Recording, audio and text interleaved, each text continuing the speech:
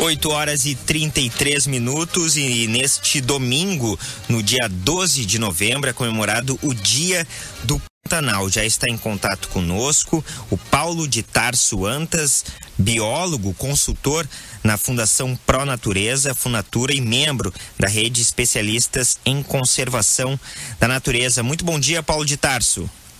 Bom dia, Lucas. Bom dia também aos seus ouvintes. Tá certo. Me diz uma coisa, em meio a este cenário de decretos e políticas para diminuir as reservas naturais do Brasil, queria que o senhor destacasse a importância de se comemorar o Dia do Pantanal neste domingo, no dia 12 de novembro. Na realidade, nós temos sempre uma ação de conscientização. Toda mudança de política passa também pela percepção da população da importância das áreas serem mantidas da melhor forma possível, você ter o uso sustentável de recursos e assegurar água, assegurar os recursos naturais, e nisso tudo você tem essas datas como um lembrete, né? Uma coisa que a gente tem que ficar sempre atento. E especialmente aí para o Rio Grande do Sul, por incrível que pareça, o Pantanal tem uma importância enorme como um berçário de várias espécies de aves que migram depois aí para o estado, né? Então é um vínculo muito mais próximo do que a gente olha pela geografia. Agora, Paulo de Tarso Antas, a agricultura no Pantanal, ela cresceu mais de 4 vezes nos últimos 6 anos, segundo dados da MAP Biomas. Embora esta área ainda seja relativamente pequena, a novidade ela pode indicar aí uma mudança nas pressões sobre o ecossistema do Pantanal? Ela pode mostrar também uma alteração de padrões de uso da própria agricultura, né? A melhoria, às vezes, de produtividade. O dado bruto, às vezes, não nos diz tanto quando você não olha a superfície que está sendo usada para essa produção. Então, a gente precisa ver o tamanho das áreas de produção e ver se não aumentou a produtividade por hectare, que é um dos fatores importantes que a gente também tem que trabalhar na questão da produção de bens, de tudo, né, que a gente usa. Não só o valor bruto do quanto aumentou, mas se aumentou em cima de novas áreas ou se efetivamente são áreas que estavam marginais em termos de produtividade, que agora entraram com melhor tecnologia, novas abordagens, melhorou a produção, né?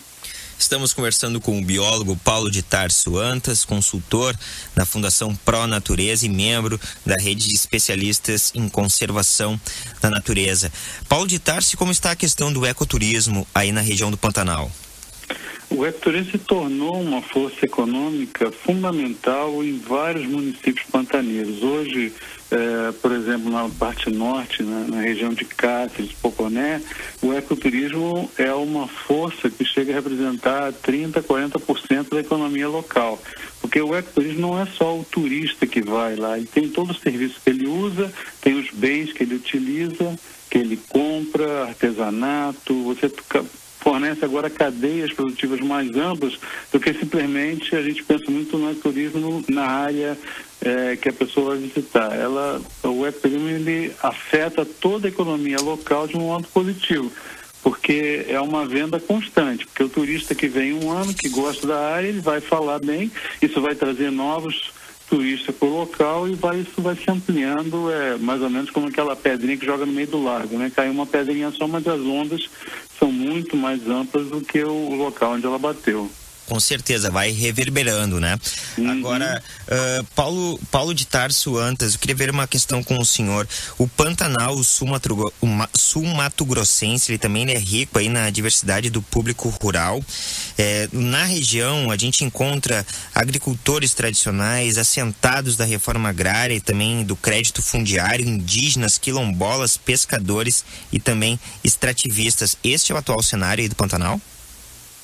Esse é o cenário que já vem de várias décadas, né? Ele está agora, o novo componente, como você já mencionou, o novo componente que entrou nos últimos 30 anos na economia local é o ecoturismo. Então, esse passou a representar para algumas pequenas propriedades ou médias propriedades no Pantanal uma fonte de renda nova e, às vezes, atualmente a fonte maior ou a única de manutenção da própria propriedade, né? Mudou bastante esse perfil especialmente ali em Miranda, na região de Aquidauana, tem entre a Corumbá, que ficou um polo significativo. Hoje, a representatividade do turismo em Corumbá é imensa, né? E a cidade sempre foi uma cidade importantíssima dentro da planície, a capital do Pantanal, entre aspas, né? Sim.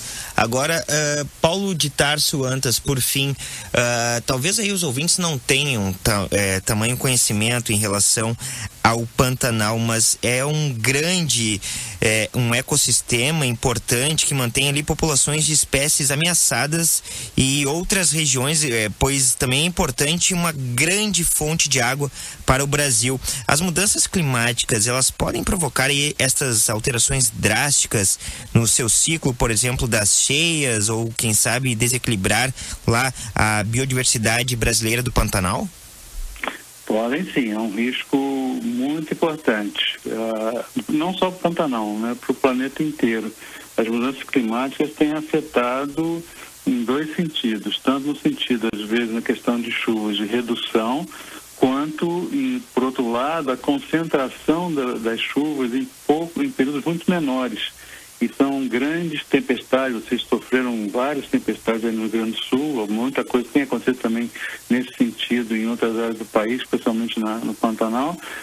Isso acaba acarretando efeitos negativos, porque aumenta a erosão, aumenta uma série de outros problemas associados e que vão afetar toda a bacia, né? Uma escala realmente, o Pantanal ele corresponde a 2, 3 países europeus juntos em termos de superfície.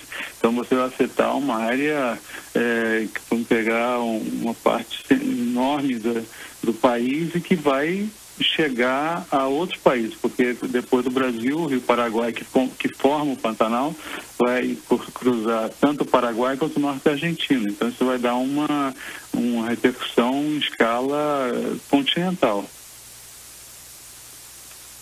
Tá certo. Paulo de Tarso Antas, biólogo, consultor na Fundação Pro Natureza e membro da rede Especialistas em Conservação da Natureza. Obrigado pela entrevista. Vida longa ao Pantanal. Um excelente sábado de trabalho para o senhor.